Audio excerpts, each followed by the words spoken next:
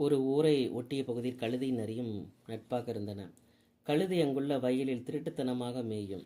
நரி வரப்பு ஒட்டிய உள்ள சிறு வலையில் உள்ள நண்டுகளை பிடித்து தின்னும். ஒரு நள்ளிரவு அன்று பௌர்ணமி. முழுநிலவு ஒளிமயமாக பிரகாசித்து கொண்டிருந்தது. ஆகா, என்ன நிலவு, என்ன வெளிச்சம்! எனக்கு பாட வேண்டும் போல் இருக்கிறது என்றது கழுத.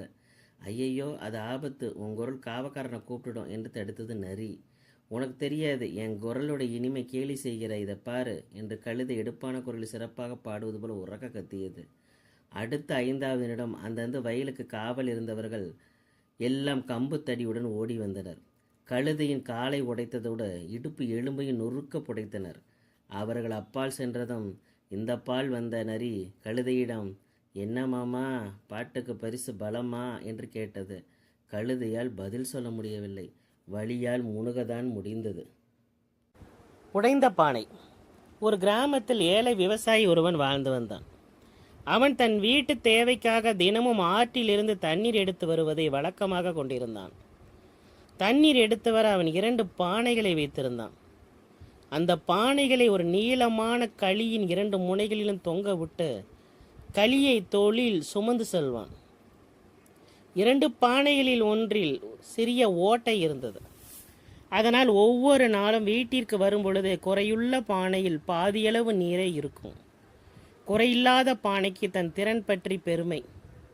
குறையுள்ள பானையை பார்த்து எப்பொழுதும் அதன் குறையை கிண்டலும் கேலியும் செய்து கொண்டே இருக்கும். இப்படியே 2 வருடங்கள் கழிந்து விட்டன. கேலி பொறுக்க முடியாத பானை அதன் எஜமானனை பார்த்து பின்வருமாறு கேட்டது. ஐயா, என் குறையை நினைத்து நான் மிகவும் கேவலமாக உணர்கிறேன். உங்களுக்கு தினமும் என் குறையால் வரும் வழியெல்லாம் தண்ணீர் சிந்தி உங்கள் வேலை பளு மிகவும் அதிகரிக்கிறது.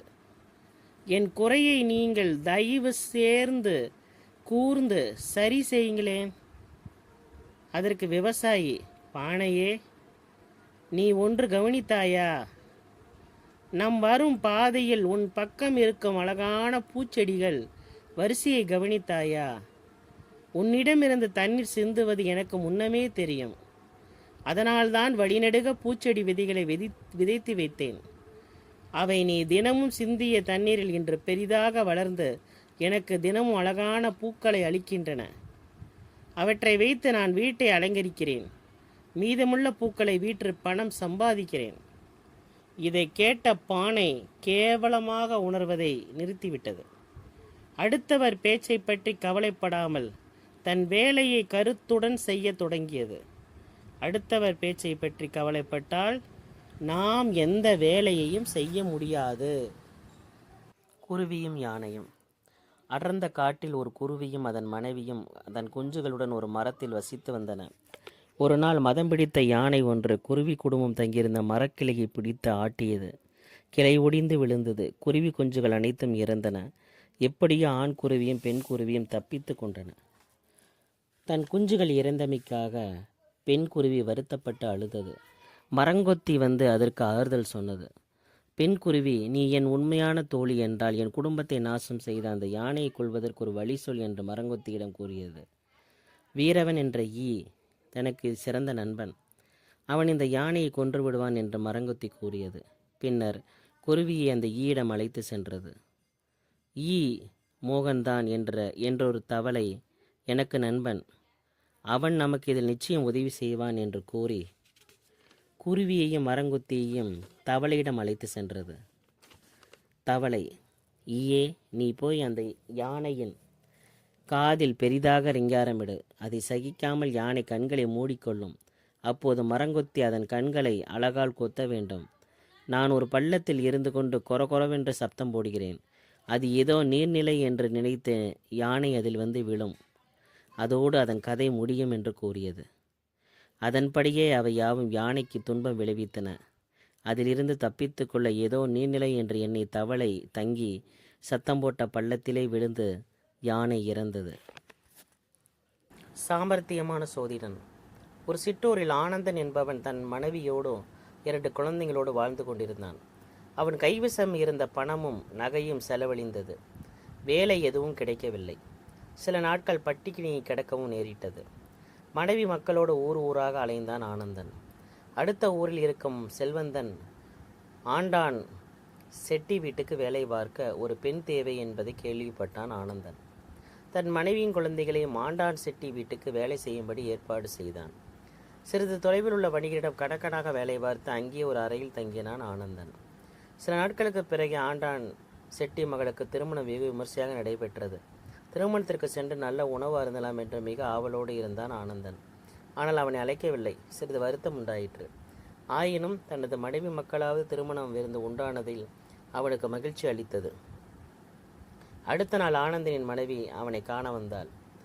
நாம் ஏழை என்பதால் தானே செட்டி மகள் திருமணத்திற்கு தன்னை அழைக்கவில்லை என்று மனைவியிடம் வருத்தப்பட்டான் ஆனந்தன். மனைவி புறப்பட தயாரானாள். அப்பொழுது எனக்கு ஒரு புது யோசனை தோன்றியுள்ளது. செக்கு மாடு போல் கணக்கு வேலை பார்த்து எப்படி முன்னேற முடியும்? ஏதேனும் ஒரு தந்திரத்தை கையாண்டால் தான் மதிப்போடும் பணமும் சம்பாதிக்க முடியும். செட்டி வீட்டுக்கு பலர் வருவார்கள். பேச்சுவாக்கில் என் கணவர் நாண திருவடி மூலம் சோதனை கூறுவார். தெய்வக சக்தி பற்றவர் என்று சொல் என்றான். உங்களுக்கு சோதிடம் தெரியாதே, பொய் சொல்லலாமா என்றாள் அவள் மனைவி. பொய் சொல்லி ஏமாற்ற மாட்டேன். தந்திரம், அது ஒரு வகையான சாமர்த்தியம் என்றான் ஆனந்தன்.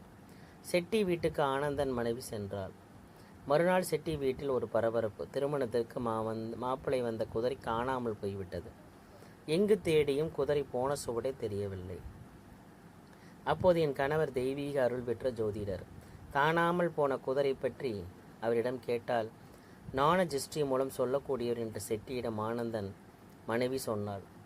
உடனே செட்டி ஆனந்தனை தேடிச் சென்று, வேலை மிகுதியால் திருமணத்திற்கு உங்களை அழைக்க மறந்துவிட்டேன், மன்னிக்க வேண்டும் என்று கூறி குதிரை காணாமல் போய்விட்டது, அது கிடைக்க வழி செய்ய வேண்டும் என்று பணிவோடு வேண்டிக் கொண்டான். அதை கேட்டதும் கரும்பிள்ளைகள் எனவோ கணக்க போட்டு கண்ணை மூடிக்கொண்டு வாய்க்கள் முணுமுணுத்து, செட்டியாரே, நேராக தெற்கே போனால் ஊருக்கு வெளியே பாலடைந்த ஒரு சத்திரம் காணப்படும்.